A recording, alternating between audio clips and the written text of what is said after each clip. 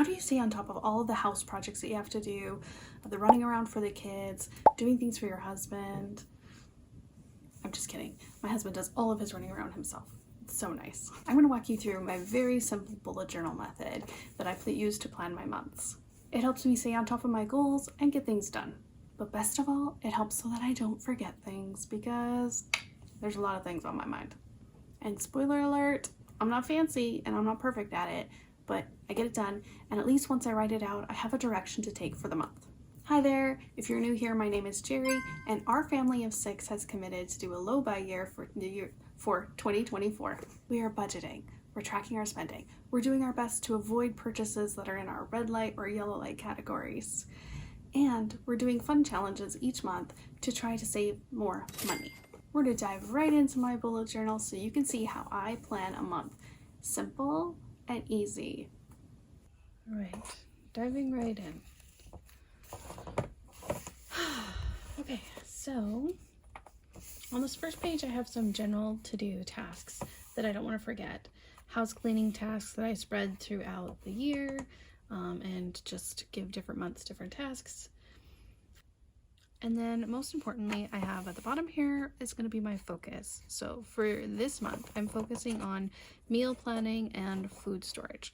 I don't even care if it's cereal. I am getting into the habit of planning meals and following through with the plans. So the other half of that is managing our food storage.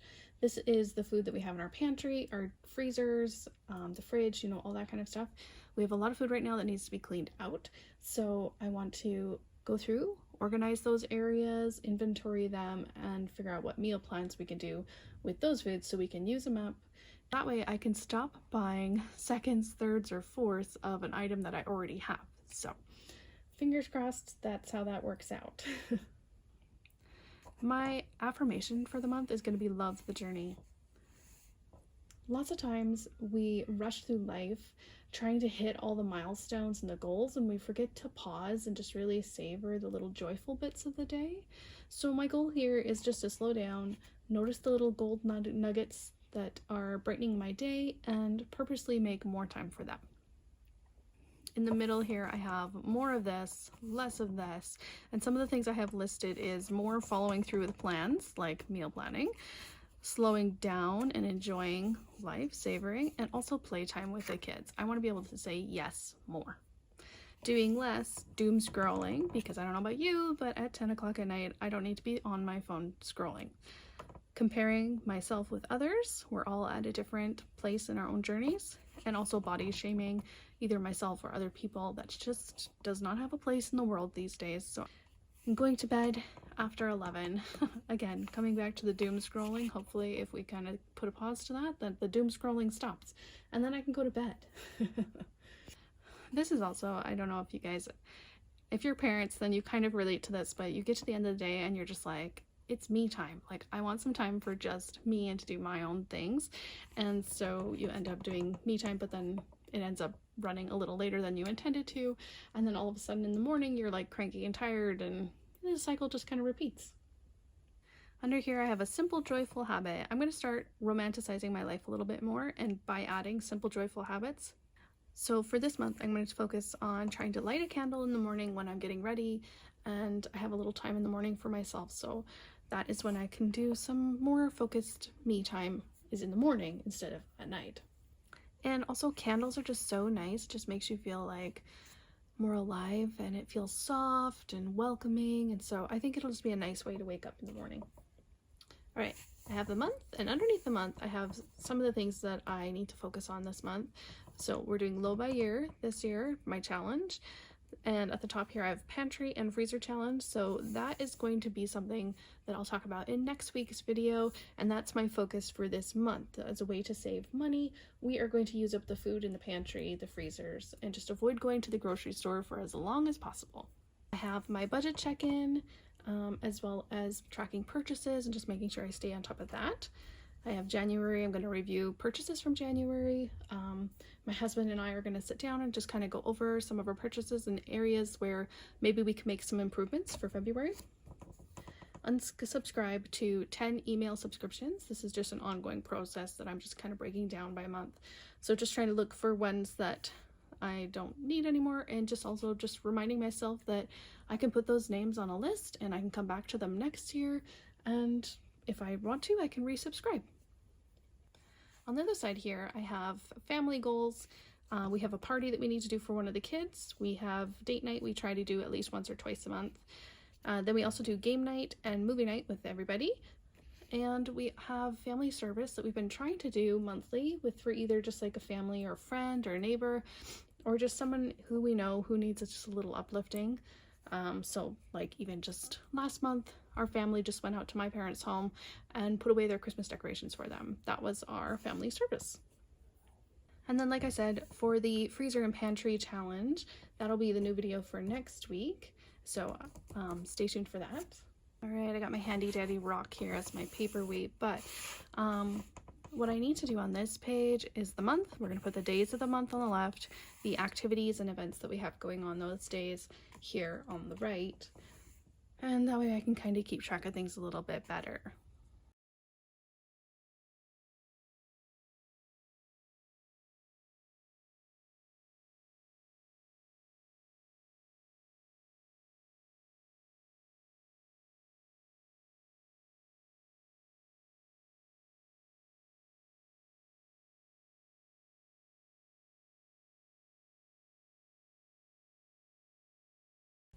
The next step of the process is I add any monthly activities or events.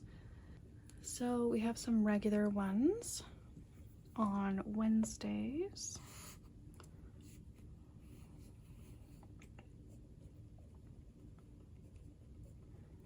My oldest daughter does tumbling.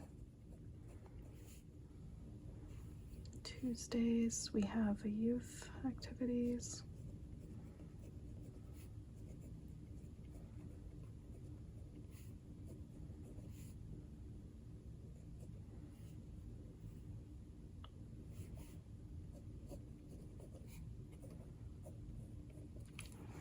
Alright, so there's those ones.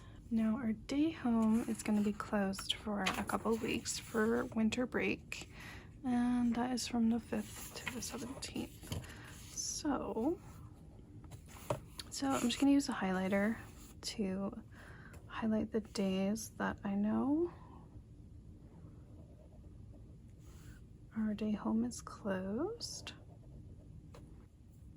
And our older kids will be off school during family week, so they will be home. During this week, we'll probably do some kind of fun activity for the kids. We usually take them swimming or something like that, so we'll probably plan for that. We've got some birthdays, but I'm not going to write them down right now. The other thing, special thing, of course, it's Valentine's Day. Falls on the 14th all the time.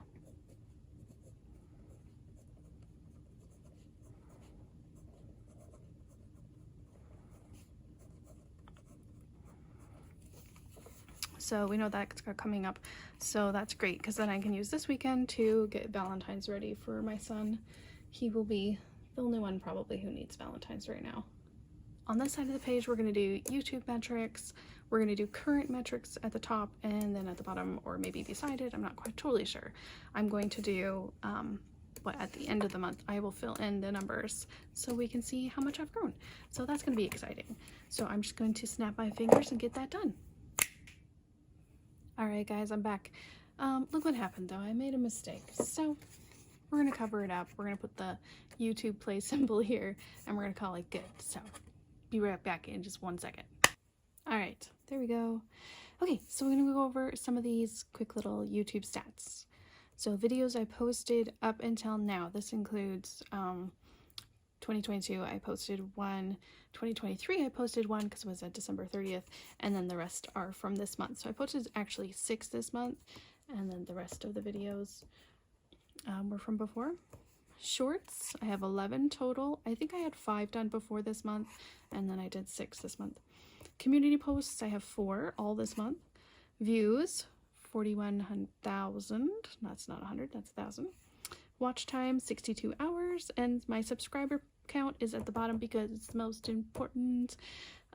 Is 42 right now. Thank you so much if you guys have subscribed. I really appreciate it.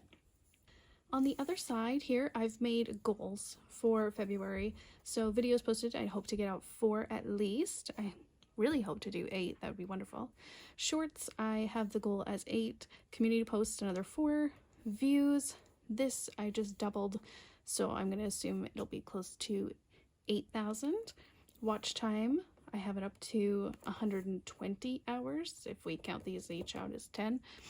And then subscriber count, thank you so much for everybody that subscribes. I am going to try to reach and help 30 more people, so adding on to about 70 subscribers.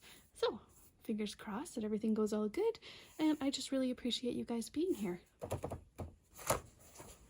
My very simple, minimalist way of planning my month. I really wanted to share my YouTube metrics.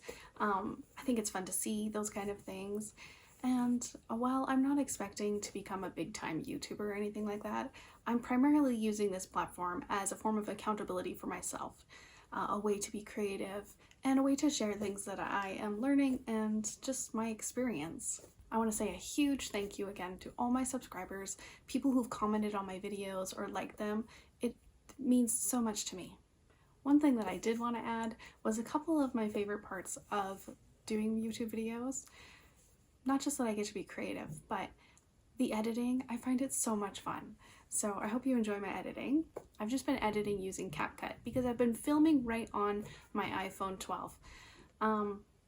I just knew that if I had another step to do, it just wouldn't get done. And I wanted to make sure I established a habit so that I could just get going on the right foot and just start. You can't move a parked car, so I needed to start.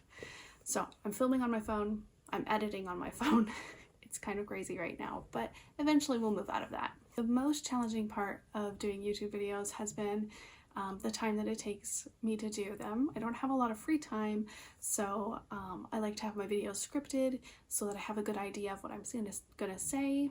I don't know about you guys, but sometimes I just go brain dead in the middle of a sentence. The other hard part is just the setup. I try to keep it pretty simple here. I've got a light behind me, a light in front of me, my phone as the camera. I have my laptop to help me with my script, and really that's it. So I'm trying to keep it simple. I'm just using here in my bedroom to keep it simple. I wanted to invite you guys to check out my Instagram. I'm going to start doing more stories regularly. I'll just post when I post videos. I can't keep up with both platforms, so we'll just keep it pretty minimal over there. I did want to have a way to connect more directly to viewers, and so if you want to direct message me, that's much easier to do on Instagram. Maybe one day YouTube will have more of a direct messaging thing. I would love to know something that you're looking forward to doing this month. I'll leave mine in the comments below. Thanks for watching.